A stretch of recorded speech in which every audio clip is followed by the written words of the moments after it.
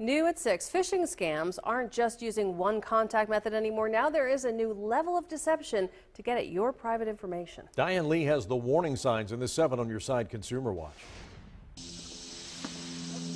Marshall Cobb in Pacolet is the type of guy who protects his property with cameras, checks his bank account almost every day, and keeps a close eye on the news. I watch the news morning, dinner, evening. So I pretty much been seeing a lot of things that you had been talking about, scams and stuff like that. So when he got this email claiming to be from his bank, saying he had to prevent unauthorized use of his account by updating his username and password, he knew it was a phishing scam.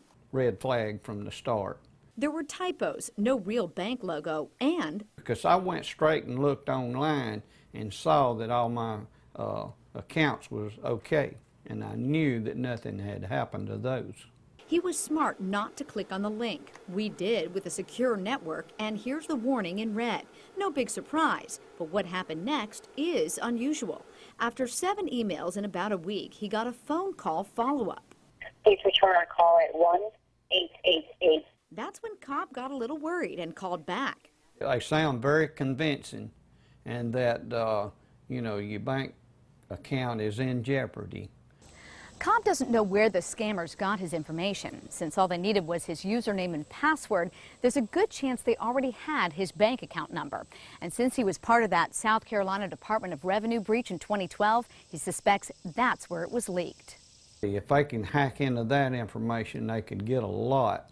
Including the name of his bank, email address, and phone number, all of which the scammers have been trying to use against him. You'll liable to wake up one day and realize that there's nothing there.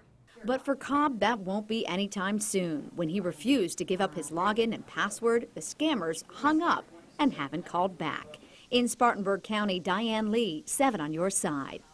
Cobb also called his bank to check up on his account and report the scam. Always remember to look up the number yourself and don't use the one provided to you in emails or phone calls. We reached out to Cobb's bank for comment, but our calls were not returned by news time.